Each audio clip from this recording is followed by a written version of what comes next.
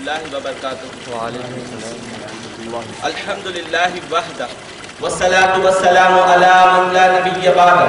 اما بعد فاعوذ باللہ من الشیطان الرجیم، بسم اللہ الرحمن الرحیم، انا اعطیناک الکوثر، صدق اللہ العظیم، صدق رسول النبی الامین الکریم۔ آئیے ہم اور آپ سب مل کر پیارے آقا صلی اللہ علیہ وسلم کی بارگاہ اقدس میں درود پاک کا نذرانہ پیش کرے، مل کر پڑھیے اللہم صلی علی سیدنا و مولانا محمد وبارک وسلم۔ پیارے آقا صلی اللہ علیہ وسلم کا ارشاد سنتے چلیے۔ مصنف ابن ابی شیبہ جو حدیث کی ایک مشہور کتاب ہے، اسی طرح اور حدیث کی کتابوں میں پیارے آقا صلی اللہ علیہ وسلم نے ایک ارشاد فرمایا، وہ ارشاد کچھ اس طرح سے ہے۔ پیارے آقا صلی اللہ علیہ وسلم فرماتے ہیں کہ جب تم لوگ مجھ پر درود پاک پڑھتے ہو تو اللہ عز و جل نے گلیوں میں، چوراہوں پر، ہر جگہ پر اللہ عز و جل نے کچھ ایسے فرشتے مقرر کیے ہیں، جب تم مجھ پر درود پاک پڑھتے ہو تو وہ فرشتے تمہارا درود پاک مجھ تک پہنچاتے ہیں۔ آپ تمام جھوم کر پیارے آقا صلی اللہ علیہ وسلم پر درود پاک کا نذرانہ پیش کیجیے۔ اللہم صلی علی سیدنا مولانا محمد وبارک وسلم۔ ابھی میں نے آپ کی بارگاہ میں جو آیت کریمہ پیش کی ہے، انشاءاللہ عز و جل اس آیت کے مطابق ترجمہ، اس آیت میں پیارے آقا صلی اللہ علیہ وسلم کی شان، پیارے آقا صلی اللہ علیہ وسلم کی عظمت اللہ عز و جل نے کس طرح سے بیان کی ہے، انشاءاللہ عز و جل ہم اس کے بارے میں ڈیٹیل میں ڈسکس کریں گے، اور اسی کے ساتھ پیارے آقا صلی اللہ علیہ وسلم کے عظمت بھرے واقعات، پیارے آقا صلی اللہ علیہ وسلم کے معجزات، پیارے آقا صلی اللہ علیہ وسلم کے جسم مبارک کی شان، پیارے آقا صلی اللہ علیہ وسلم کے لبہ مبارک کی شان، پیارے آقا صلی اللہ علیہ وسلم کی سننے، دیکھنے، چلنے، اٹھنے اور بیٹھنے کی شان اور عظمت انشاءاللہ عز و جل ہم صحیح حدیث کی کتابوں سے باحوالہ انشاءاللہ عز و جل سننے کی ہم سعادت حاصل کریں گے۔ اور یہ بات یاد رکھیں کہ ہم جب بھی کوئی علمی بیان سنیں تو ہمارا ہمیشہ یہ نظریہ ہونا چاہیے کہ بیان صرف اسی جگہ پر سن کر سے نہ بھول جائیں۔ پیارے آقا صلی اللہ علیہ وسلم فرماتے ہیں کہ پہنچا دو میری طرف سے اگرچہ ایک ہی آیت یعنی ایک ہی بات کیوں نہ ہو، یعنی ہم جب بھی کوئی بیان کسی بھی عالم دین سے سنیں یا کسی بھی کتاب میں پڑھیں تو ہمارا یہ ذہن میں رہنا چاہیے کہ ہمیشہ پیارے آقا صلی اللہ علیہ وسلم کی دین کی بات ہم آگے تک پہنچائیں۔ اس سے یہ ہوتا ہے کہ پیارے آقا صلی اللہ علیہ وسلم کی عظمت اور شان انشاءاللہ عز و جل تمام دوسرے بھائیوں تک بھی ہم پہنچائیں گے، اور جتنا وہ پہنچتی جائے گی انشاءاللہ عز و جل ہمیں اس کا ثواب بھی ملتا جائے گا۔ جو میں نے آپ کی بارگاہ میں آیت پیش کی ہے، اس آیت کا ترجمہ میرے آقا اعلیٰ حضرت رحمۃ اللہ تعالیٰ علیہ اس کا ترجمہ اس طرح سے فرماتے ہیں کہ اے محبوب ہم نے آپ کو بے شمار نعمتیں عطا فرمائی، اے محبوب ہم نے آپ کو کوثر عطا فرمایا۔ یعنی یہاں پر پیارے آقا صلی اللہ علیہ وسلم کی شان اور منزلت میں یہ آیت میں اللہ عز و جل نے یہ فرمایا کہ اے محبوب ہم نے آپ کو جو لفظ کوثر ہے ہم صرف کوثر کو لے کے تو آپ یہاں پر یہ لفظ آپ لے سکتے ہیں کہ اے محبوب ہم نے آپ کو بے شک ہم نے آپ کو کوثر عطا فرمایا۔ تو ہم دیکھیں کہ یہ لفظ کوثر کا معنی کیا ہے، اس لفظ کوثر میں کیا معنی پوشیدہ ہے۔ امام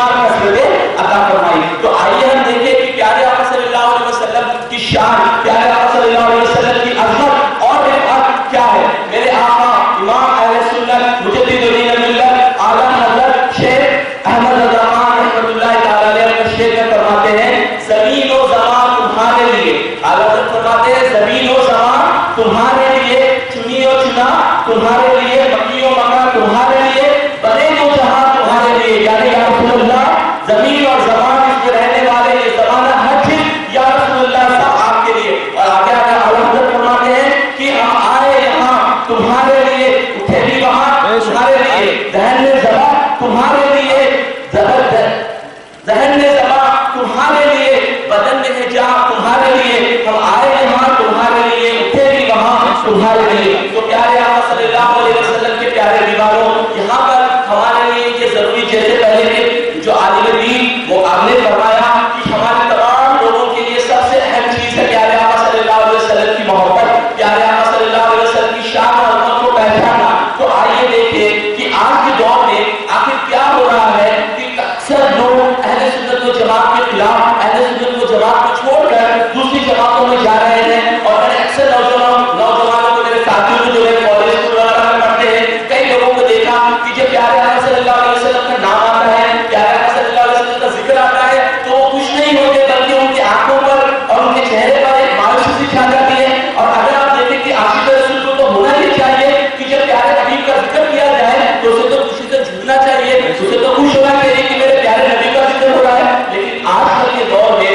کچھ ایسے فرقے، کچھ ایسے سرکار آ چکے ہیں جنہوں نے پیارے آقا صلی اللہ علیہ وسلم کی شان میں ایسی بے ادبی اور ایسی گستاخی کی ہے۔ میں آپ کے سامنے ان کتابوں کا، ان حوالوں کا، ان عبارتوں کا خلاصہ پیش کرتا ہوں، اور اس کے بعد انشاءاللہ عز و جل پیارے آقا صلی اللہ علیہ وسلم کی حدیثوں سے آپ کی بارگاہ میں یہ بات عرض کروں گا، پیش کروں گا کہ جو انہوں نے لکھا ہے وہ بالکل ہی بالکل غلط ہے۔ چنانچہ براہین قافیہ یہ کتاب جو دیوبند کے عالموں نے لکھی ہے، اس عالم کا نام ہے خلیل احمد امبیڈکر، اس عالم کا نام ہے خلیل احمد امبیڈکر۔ اس نے اپنی کتاب میں لکھا کہ پیارے آقا صلی اللہ علیہ وسلم کو دیوار کے پیچھے کا علم نہیں۔ اس نے اپنی کتاب میں لکھا کہ پیارے آقا صلی اللہ علیہ وسلم کو دیوار کے پیچھے کا علم نہیں۔ اس کے بعد اسی کے ایک ساتھی، اسی کے ایک استاد نے جو اشرف علی تھانوی حفظ الایمان میں، اس نے پیارے آقا صلی اللہ علیہ وسلم کے علم کے مطابق کہا ہے کہ پیارے آقا صلی اللہ علیہ وسلم کا علم کچھ نہیں بلکہ وہ معاذ اللہ سبحانہ معاذ اللہ جانوروں اور بچوں کی طرح ہے۔ اور اسی طرح ان کے اور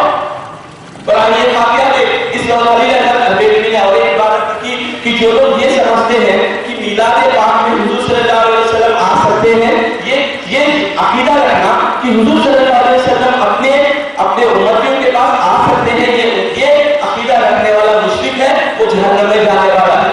تو آپ دیکھیں کہ آج کے دور میں کئی لوگ اکثر دیکھا جاتا ہے کہ اگر ہم کہیں کہ بھائی یہ بات غلط ہے تو ہمیں چاہیے کہ اس بات کو ہم قرآن و حدیث سے پیش کریں، سمجھائیں کہ بھائی یہ بالکل بات جو وہ کہہ رہے ہیں وہ غلط ہے، اور اس کی دلیل میں آپ کو انشاءاللہ قرآن و حدیث سے دوں گا۔ جو انہوں نے کہا کہ پیارے آقا کو دیوار کے پیچھے کا نہیں، میں آپ کی بات کروں، یہ اتنی بڑی گستاخی ہے۔ اگر صحابہ کرام کے سامنے یہ بات کہی جاتی، اگر صحابہ کرام کے سامنے یہ لفظ لکھے جاتے، تو میں خدا کی قسم کہہ کر کہتا ہوں کہ حضرت عمر فاروق سے بھری پر چھیڑ ڈالتے۔ تو یہاں پر ایک بات میں حدیث پاک پیش کروں، ایک حدیث پاک میں پیارے آقا صلی اللہ علیہ وسلم ایک جگہ سے گزر رہے تھے، پیارے آقا صلی اللہ علیہ وسلم کا جو دراز گوشت یعنی جو کھدا مبارک جس پر حضور صلی اللہ علیہ وسلم تشریف فرما ہو کر جگہ جگہ جاتے، تو اس گدھے نے یعنی دراز گوشت نے اس گدھے نے پیشاب کر دیا، اس گدھے نے وہاں پر پیشاب کر دیا۔ تو وہاں کے جو مشرکین اور وہاں کے جو منافقین تھے انہوں نے اپنے منہ پر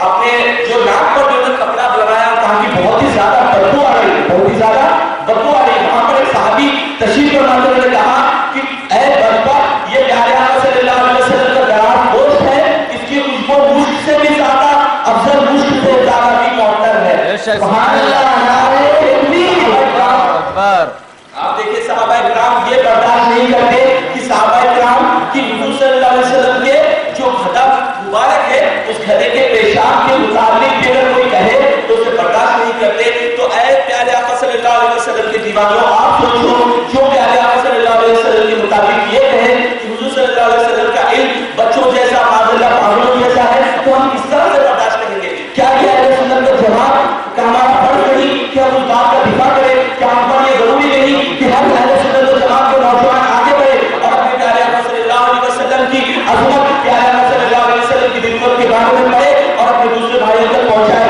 چنانچہ حدیث پاک کا مفہوم حدیث پاک کی بخاری شریف میں موجود ہے، اور میں یہاں پر بیٹھی کی چوٹ پر بات کر رہا ہوں۔ جو لوگ اہل سنت و جماعت کے الحمدللہ ان کو مشمل اور ہمارے عالموں پر اعتماد ہے، اور جو لوگ غیر اہل سنت و جماعت کے علاوہ میرا یہ بیان سن رہے ہیں، میں بیٹھی کی چوٹ پر کہہ رہا ہوں، جو حدیث میں بیان کر رہا ہوں الحمدللہ میں نے اپنی کتاب حدیثوں کی کتاب میں پڑھی ہے۔ اگر کسی کو بھی ریفرنس حوالہ چاہیے تو میں لاسٹ میں میرے بیان کے لاسٹ میں انشاءاللہ میرا فون نمبر بھی دوں گا اور میرا ای میل ایڈریس دوں گا، ای میل ایڈریس بھی دوں گا۔ اگر کسی کو بھی چاہیے تو اس سے مجھے ای میل کرے، میں انشاءاللہ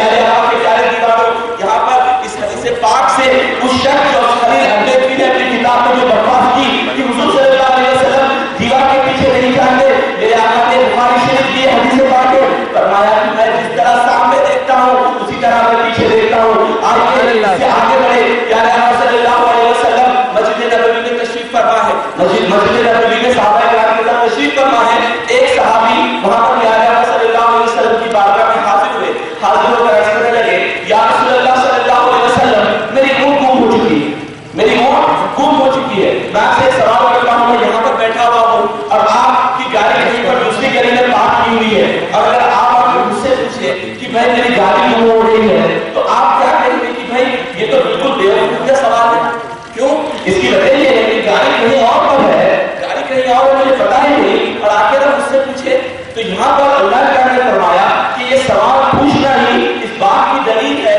کہ صحابہ کرام کا یہ عقیدہ تھا کہ پیارے آقا صلی اللہ علیہ وسلم علم غیب اللہ کی عطا سے جانتے تھے، اسی لیے صحابہ کرام نبی پاک کی بارگاہ میں ہر چیز کے لیے نبی پاک کی بارگاہ میں آ کر عرض کرتے یا رسول اللہ میری اونٹنی جو گھر پر میں نے ہمیشہ چھوڑ دیتا وہ جہاں پر جو ہے تمام گھاس وغیرہ کھا کر واپس آتی تھی، لیکن یا رسول اللہ آج اتنی دیر ہو چکی ہے میرے پیارے آقا آپ فرمائیے کہ میری اونٹی واپس کیوں نہیں آئی؟ اور آقا صلی اللہ علیہ وسلم نے یہ نہیں فرمایا کہ میں تھوڑی دیر ویٹ کر کے وہی کا انتظار کر کے بولوں گا، آقا نے یہ نہیں فرمایا کہ کچھ دیر رکو جبریل جب آئے ہیں جب میں بتاؤں نہیں، میرے آقا نے فرمایا کہ اے میرے صحابی سنو میری تمہاری جو اونٹنی ہے وہ بڑا جنگل میں بڑا جھاڑ کے بڑا جھاڑ کے پیچھے ایک رسی کی جو ناکے کی جو رسی ہوتی ہے وہ جھاڑ میں اٹک گئی ہے، اے میرے صحابی اٹکنے کی وجہ سے وہ اونٹ نہیں آ رہی ہے۔ سبحان اللہ۔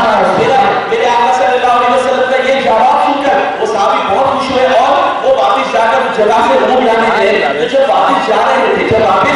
رہے تھے تو کچھ منافق یعنی منافقات اس نوبت سے یہ سمجھے منافق اسے کہتے ہیں جو دل سے تو کافر ہے، دل سے تو حضور صلی اللہ علیہ وسلم کی محبت نہیں، اللہ کا ڈر اور خوف نہیں، بلکہ بظاہر میں وہ نماز پڑھیں گے، بظاہر میں وہ داڑھی رکھیں گے، بظاہر میں وہ بالکل نہیں، اور یہ صحابہ کرام کے دور میں حضور کے خود سامنے سورۃ منافقین کو اٹھا کر دیکھیں ان کے مذمت میں یہ خدا نازل ہوا ہے کہ وہ لوگ ایسے تھے کہ سامنے مسلمان سامنے نیک اور پرہیزگار، لیکن پیچھے جو ہے اپنے دل سے وہ لوگ کافر پھرنے کہتے ہیں منافقین۔ تو یہ منافقین کا جو ایک دو شخص تھے، تو ایک شخص تو وہ تھا جو خوشی خوشی جا رہا تھا، تو منافقین کا دوسرا شخص جو ہے مذاق ہنسی مذاق کرنے لگا۔ جیسے اگر آپ عام طور پر اگر عام لینگویج میں حیدرآباد کی لینگویج میں بتاؤں کہ اگر ہم جا رہے ہیں تو کیا آدمی ان کو کیا ہو گیا ایسا جو ہے پھیلے پھیلے باتیں کر رہے ہیں کہ وہ وہاں پر اونٹ ہے، اونٹ کہیں پر دور ہے، پہاڑ کہیں پر ہے، یہ یہاں پر بیٹھے ہوئے ہیں، یہ محمد کو کیا ہوا کہ کل تک تو یہ دین کی باتیں کرتے تھے اور آج اونٹ کے بارے میں ذکر کر رہے ہیں، آج یہ بتا رہے ہیں کہ مجھے علم غیب چاہتا ہے، جس طرح آپ کے منافقین آپ کے جو دیوبندی اور وہابی جو منافقین ہیں وہ جس طرح خلیل حنبلی نے اپنی کتاب میں لکھا کہ حضور پیر کے پیچھے دیوار کے پیچھے نہیں جاتا، اس دور میں منافقین نے یہی کہا کہ حضور صلی اللہ علیہ وسلم نے کیا باتیں کر رہے ہیں کہ حضور صلی اللہ علیہ وسلم کہہ رہے ہیں کہ وہاں پر اونٹ ہے وہاں سے لے لو، تو لوگ رستے میں مذاق کرتے ہوئے ہنسی مذاق ٹھٹا یعنی جوک کرتے ہوئے جب واپس گئے تو یہ جو انہوں نے کیا یہ اللہ کو بے حد ناپسندیدہ ہوا۔ اللہ عز و جل نے سورۃ توبہ کی آیت نمبر 65 نازل فرمائی جس پہ اللہ عز و جل نے فرمایا کہ کیا تم اللہ سے مذاق کرتے ہو، کیا تم اللہ کے رسول سے مذاق کرتے ہو، کیا تم قرآن سے مذاق کرتے ہو، اور تم سن لو اے لوگوں تم نے جو ہنسا ہے سن لو کہ تم مسلمان پہلے تھے لیکن تم نے یہ جملہ کہنے کے بعد تم کافر ہو گئے، مسلمان نہیں رہے۔ لوگ آج کہتے ہیں کہ اہل سنت و جماعت کے لوگ یہ کفر کا فتویٰ دیتے ہیں، یہ لوگ شرک کا فتویٰ دیتے ہیں، بدعت کا فتویٰ دیتے ہیں، نہیں اہل سنت و جماعت کا کام یہ نہیں کہ ہم کسی کو کافر کہیں کسی کو منافق کہیں، نہیں، قرآن کی یہ آیت آپ جا کر کھول کر دیکھیں سورۃ توبہ آیت نمبر 65 جب کھول کر دیکھیں گے تو یہاں پر یہ الفاظ رہیں گے کہ تم ایمان لانے کے بعد کافر ہو چکے، یہ ترجمے میں پڑھ لیجیے اور اس کی اگر تفسیر پڑھیں گے تو تفسیر مجاہد کے حوالے سے یہ فرمایا گیا کہ انہوں نے پیارے آقا صلی اللہ علیہ وسلم کے علم غیب کا انکار یا پیارے آقا صلی اللہ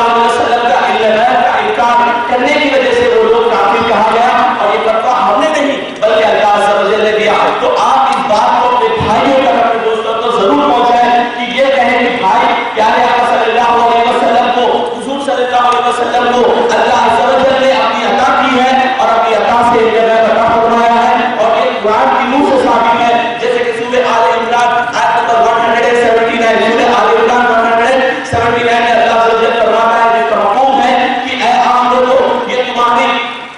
اللہ کی یہ شان نہیں کہ تمہیں غیب کی خبریں دے، اللہ چن لیتا ہے اپنے رسولوں میں سے جسے چاہے۔ یہ رسول آل عمران آیت نمبر 169 میں اللہ نے فرمایا کہ عام لوگوں، اے اہل بیت لوگوں، یہ تمہاری شان نہیں کہ اللہ تمہیں غیب کی باتیں بتائے، اللہ تو اپنے رسولوں کو غیب کی باتیں بتاتا ہے، اللہ تو اپنے نبیوں کو غیب کی باتیں بتاتا ہے۔ تو پیارے آقا صلی اللہ علیہ وسلم کو اللہ نے علم غیب عطا فرمایا، اور یہ الحمدللہ قرآن اور حدیث سے ثابت ہے۔ اور اس چیز کا جو انکار کرے قرآن اور حدیث کے روشنی میں، وہ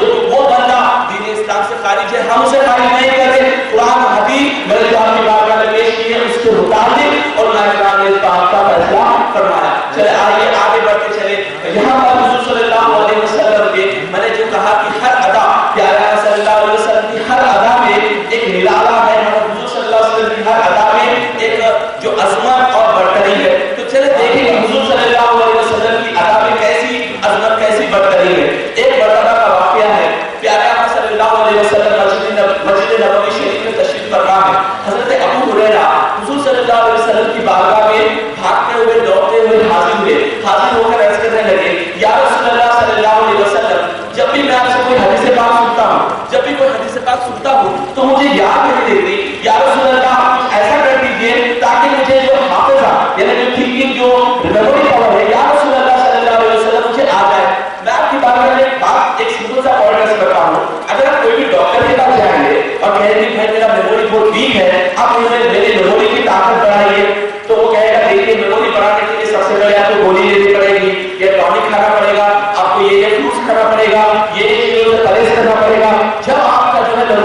میموری جو ہے آپ کی قوت والی ہوگی، میموری آپ کی بیٹر ہوگی۔ لیکن یہاں پر حضرت ابو ہریرہ سے میں سوال کروں کہ یا اے ابو ہریرہ، آپ حضور صلی اللہ علیہ وسلم کے پاس کیوں گئے؟ تو حضرت ابو ہریرہ سے یہ جواب ایمانی جواب آتا ہے کہ جو کچھ میرے سرکار سے مانگو گے وہ ملے گا۔ میرے اعلیٰ حضرت نے فرمایا وہاں کیا جود و کرم ہے شہ بتہا تیرا، میرے اعلیٰ نے فرمایا وہاں کیا جود و کرم ہے شہ بتہا تیرا، نہیں سنتا کہ نہیں مانگ دے۔ میرے آقا کی شان میں یہ نام فرمائے کہ وہاں کیا جود و کرم ہے شہ بتہا تیرا، نہیں سنتا کہ نہیں مانگنے والا تیرا۔ حضرت ابو ہریرہ جب گئے اور حضور صلی اللہ علیہ وسلم کی بارگاہ میں جب عرض کیا کہ یا رسول اللہ صلی اللہ علیہ وسلم، میری میموری پاور، میرا جو حافظہ ہے وہ ٹھیک نہیں، یا رسول اللہ آپ کرم فرمائیے اور مجھے حافظہ عطا فرمائیے۔ یہاں سے یہ بھی عقیدہ مل رہا ہے کہ حضور صلی اللہ علیہ وسلم سے مانگنا، جیسے کہ میرے عالم دین اس سے پہلے نے کہا کہ مانگنا یا وسیلہ لینا یہ ہمیں نہیں بنایا بلکہ یہ حدیث سے ثابت ہے۔ ہر طریقہ تھا کہ جب بھی کوئی چیز مانگے تو حضور صلی اللہ علیہ وسلم کی بارگاہ میں حاضر ہو جاتے تھے۔ تو یہاں پر حضور صلی اللہ علیہ وسلم نے یہ نہیں کہا کہ میں ڈاکٹر نہیں، میں طبیب نہیں، میرے پاس اس کا علاج نہیں، بلکہ حضور صلی اللہ علیہ وسلم نے کہا کہ تمہارے گردن میں کیا ہے؟ تو حضرت ابو ہریرہ رضی اللہ عنہ نے کہا کہ یا رسول اللہ چادر ہے۔ تو حضور صلی اللہ علیہ وسلم نے فرمایا کہ بچھاؤ، حضور صلی اللہ علیہ وسلم نے فرمایا بچھاؤ۔ جب حضور صلی اللہ علیہ وسلم نے کہا کہ بچھاؤ، آپ نے بچھا دیا اور آسمان میں اس طرح سے ہاتھ اٹھایا اور اس چادر میں ڈال دیا، اسی طرح سے ہاتھ اٹھایا چادر میں ڈال دیا، اسی طرح سے ہاتھ اٹھایا چادر میں ڈال دیا اور کہا کہ اے ابو ہریرہ اس چادر کو اپنے سینے سے لگا لے۔ سبحان اللہ، سبحان اللہ۔ ابو ہریرہ کا کیا جواب ہوتا ہے؟ ابو ہریرہ کہتے ہیں کہ جب میں نے اس چادر کو اپنے سینے سے لگا دیا، خدا کی قسم میں جو کچھ پہلے سن چکا تھا اور جو کچھ میں سنتا تھا کبھی زندگی میں نہیں بھولا۔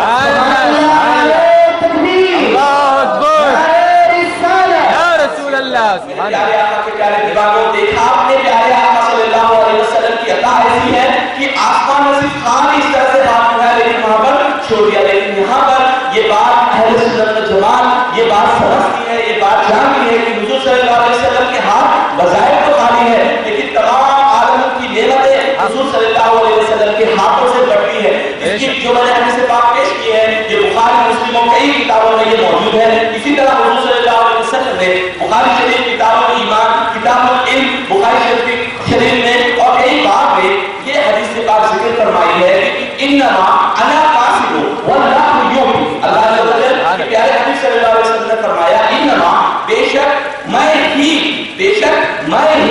بانٹنے والا ہوں، اللہ عز و جل عطا کرنے والا ہوں۔ سبحان اللہ۔ اور آج کے دور کے پائے کے محدث غلام رسول سعیدی صاحب آپ ایک بہت ہی پیارا جملہ یہاں پر اس حدیث کی شرح میں لکھتے ہیں، آپ نے فرمایا کہ تمام کائنات میں جس کو جو کچھ ملا اور جو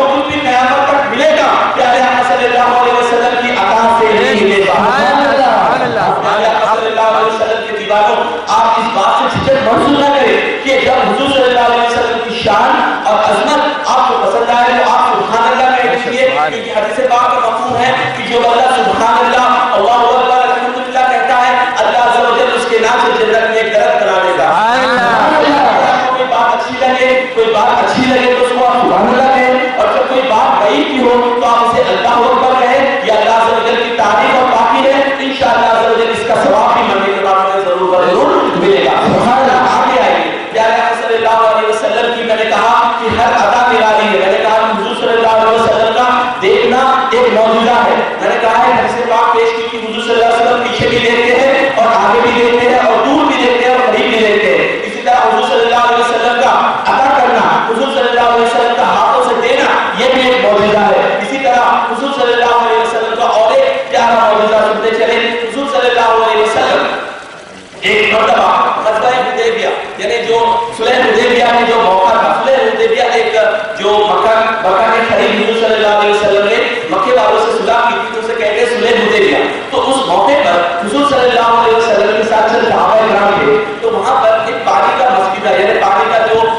چھوٹا سا مسکیدہ یعنی اپنے حساب سے کہیں ٹیچر، ایک چھوٹا سا پانی کا جگ تھا۔ تو صحابہ کرام، تمام صحابہ کرام اسی جگ کی طرف اپنا نظر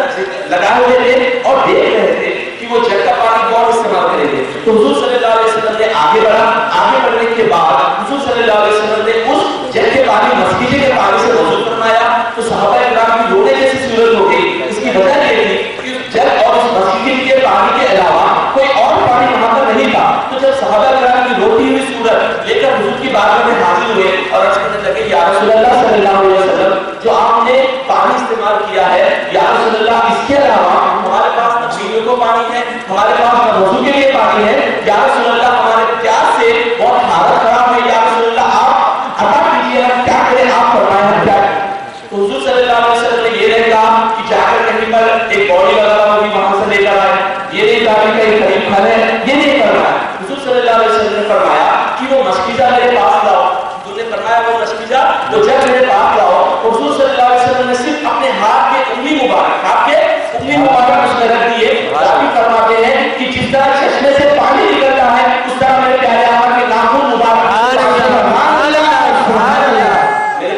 اللہ اکبر یا رسول اللہ۔ میرے پیارے آقا کے پیارے دیوانوں، یہاں پر حضور صلی اللہ علیہ وسلم نے جب مسجد میں انگلی رکھی تو انگلیوں سے ندیاں جیسے کہ چشمے بہنے شروع ہو گئے۔ جابر کے راوی ہیں، آپ سے جو حدیث کی ہے انہوں نے کہا کہ اے جابر، آپ تو حضور کے سامنے تھے، آپ تو سامنے پانی دیکھ رہے تھے، اے جابر آپ فرمائیے کہ آپ لوگ کتنے لوگ تھے جو آپ نے پانی استعمال کیا، کتنے تھے؟ قربان جائیے حضرت جابر کے جواب پر آپ نے کہا اگر اس وقت میں 1 لاکھ کی تعداد میں اگر موجود ہوتی تو وہ پانی 1 لاکھ کے لیے بھی کافی ہوگا۔ سبحان اللہ، سبحان اللہ۔ آپ نے فرمایا کہ اس وقت اس مسجد سے حضور نے جو انگلیوں سے پانی نکالا اس سے 1500 آدمیوں نے وضو فرمایا، 1500 آدمیوں نے پیٹ بھر کر پانی پیا، اور یہ پیارے آقا صلی اللہ علیہ وسلم کی ناخن مبارک، انگلی مبارک کی یہ جھلک ہے کہ تمام 1500 لوگ اس سے پانی سے فیضیاب ہو جائیں۔ الحمدللہ ثم الحمدللہ، ہم ایسے نبی کے غلام ہیں، ایسے نبی صلی اللہ علیہ وسلم کے عاشق ہیں جس کی ہر بات، ہر ادا میں ہر عظمت اور رفعت اور بلندی ہی بلندی ہے۔ تو یہاں پر میں نے ایک اور بات آپ کے سامنے ذکر کر کے آگے بڑھتا چلوں، کیونکہ میرے بعد میرے حضرت جو میرے استاد بھی ہیں مفتی منور صاحب کی تقریر بھی ہونی ہے، انشاءاللہ میں جلد سے جلد میری گفتگو سمجھ لوں گا کیونکہ اب تک تمام ان کے بیان کے لیے منتظر ہے، لیکن حضور صلی اللہ علیہ وسلم کی شان اور مرتبے کی باتیں ہم سنیں، انشاءاللہ ہمارے دل میں اس کے مصطفیٰ انشاءاللہ زیادہ سے زیادہ ہوگا۔ اسی طرح ایک مرتبہ کا واقعہ ہے، پیارے آقا صلی اللہ علیہ وسلم کے 2 صحابی آپ کے پاس آئے اور حضور صلی اللہ علیہ وسلم نے فرمایا کہ اے صحابہ تم دونوں فلاں جگہ پر جاؤ، جا کر ایک کام حضور نے دیا تھا۔ تو وہ صحابہ آئے، آ کر عرض کرنے لگے یا رسول اللہ صلی اللہ علیہ وسلم، ہمارے پاس نہ کھانے کو ہے، ہمارے پاس نہ پینے کو ہے، یا رسول اللہ صلی اللہ علیہ وسلم ہم کیا کریں؟ حضور صلی اللہ علیہ وسلم نے فرمایا کہ تم ایک مسکیزہ یعنی جگ لاؤ، جگ لانے کے بعد میں اس جگ میں پانی بھر لو۔ جب جو صحابہ کرام نے ویسے ہی کیا، جگ میں پانی بھر لیا اور حضور کے پاس لایا۔ حضور صلی اللہ علیہ وسلم نے کچھ کلمات پڑھے، پڑھنے کے بعد اس پانی پر ڈال کر اسے لگا دیا اور کہا کہ جب تم وہ جگہ پر پہنچو گے جہاں پر حضور نے بھیجا تھا، جب تم وہ جگہ پر پہنچو گے اور تمہیں بھوک لگے گی، اس مسجدوں کو کھول لینا اور تم کھا لینا۔ اور صحابہ کا ایمان دیکھیے، اگر آپ کا کوئی شخص ہمیں اس طرح سے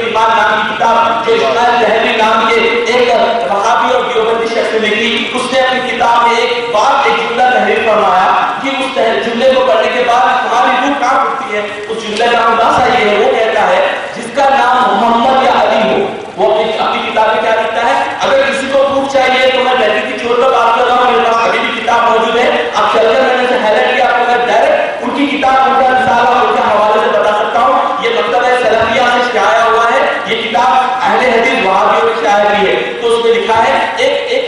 ایک سینٹنس میں لکھا ہے جس کا نام محمد یا علی ہو وہ کسی چیز کا مالک اور مختار ہو. معاذ اللہ ثم معاذ اللہ. میرے پیارے آقا کی دیوانوں ذرا سوچے اس نے کیا لکھا، جس کا نام کیا ہے، محمد ہے یا علی ہے، وہ کسی چیز کا مالک بھی نہیں مختار بھی نہیں. آئیے حدیث پاک سنتے ہیں. ایک واقعہ اس طرح سے حدیثوں کی کتاب میں آیا ہے. ایک خاتون جو مکے سے مدینے کی طرف ہجرت کر کر آئی تھی، تو وہ خاتون جب مکے سے مدینے کی طرف ہجرت کر کے آئی تو جب وہ آنے کے ساتھ ساتھ اپنے ساتھ ایک نوجوان بیٹا بھی لے کر آئی تھی، جو ان کا بیٹا تھا ان کو بھی لے کر آیا. تو انہوں نے جب واپس آیا تو حضور صلی اللہ علیہ وسلم نے اس لڑکے کو صحابہ کرام کے پاس دکھا دیا، اور ان کی جو ماں تھی وہ ماں جو ہے اپنے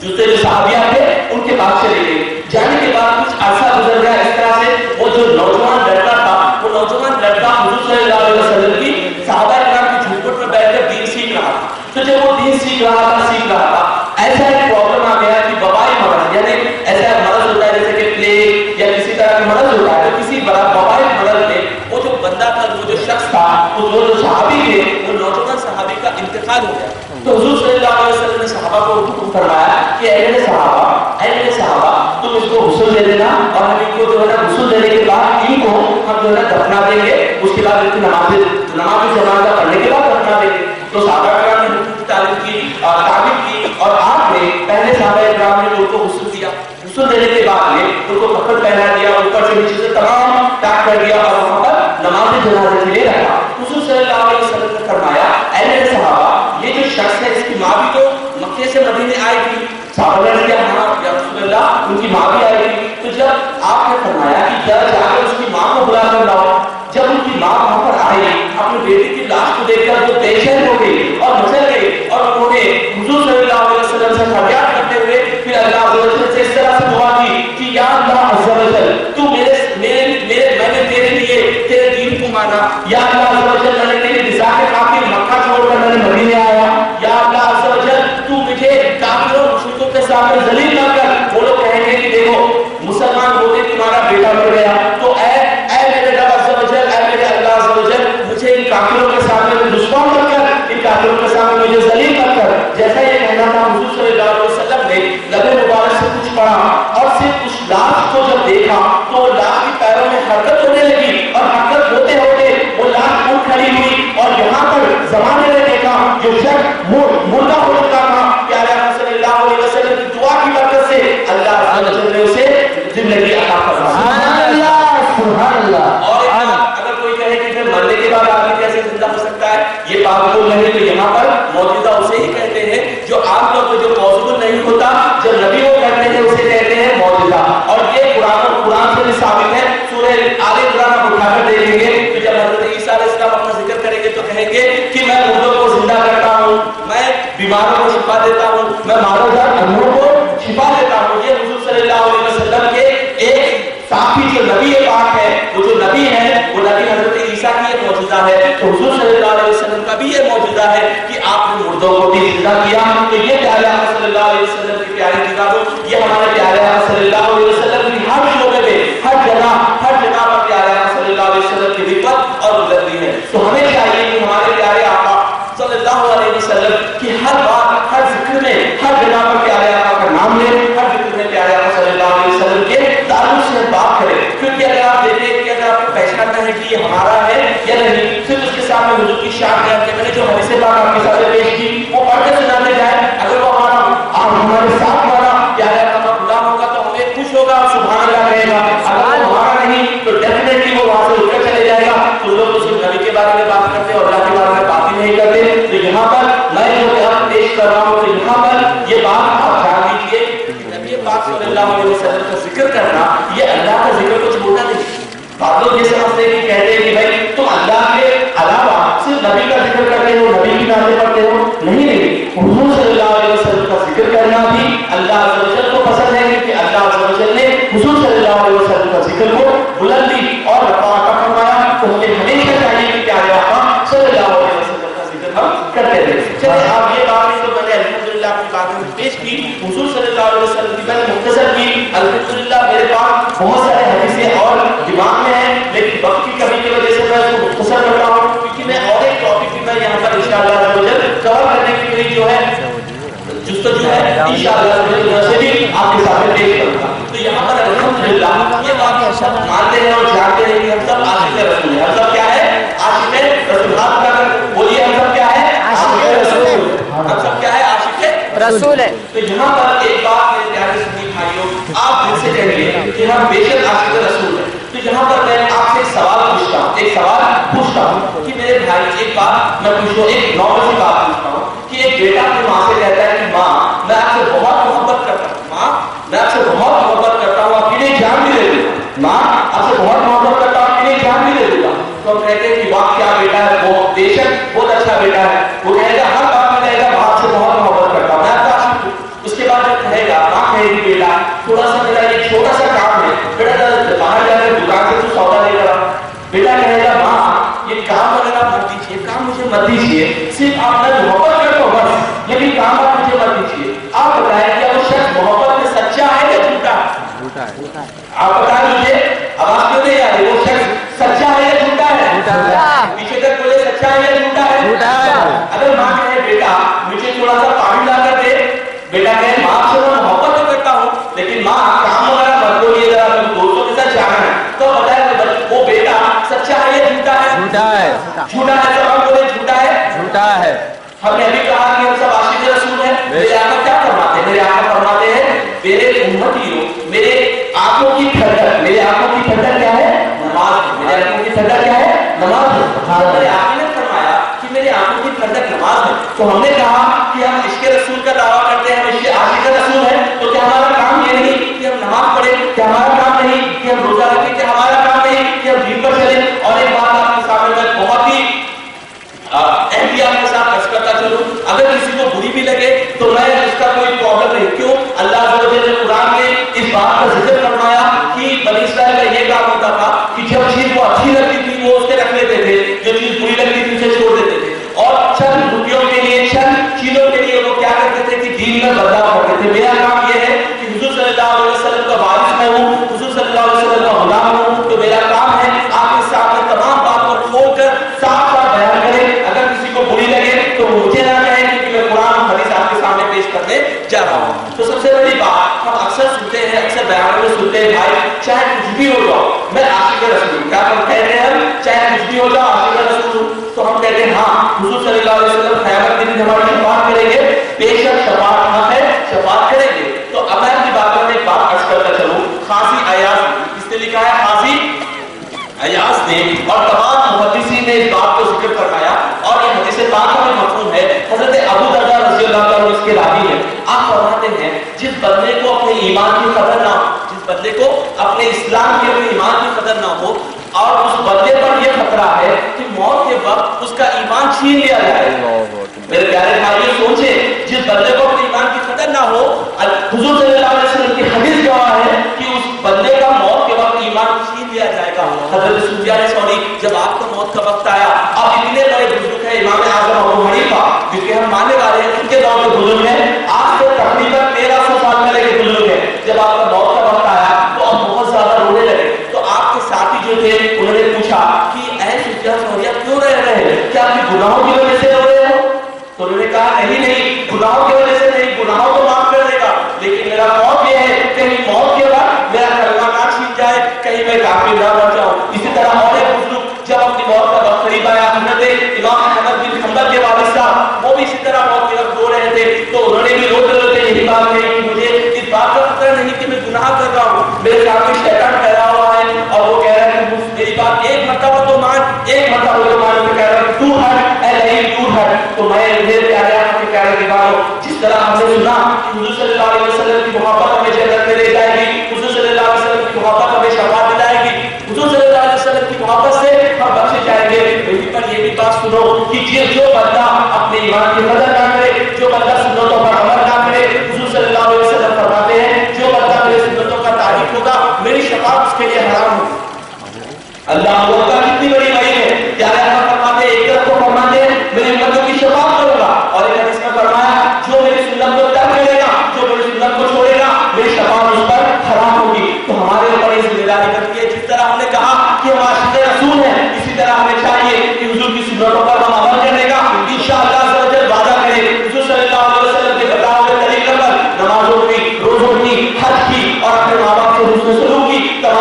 کوشش کرنی چاہیے. اور ایک بات میں آخر میں عرض کرتا چلوں کہ ہم لوگ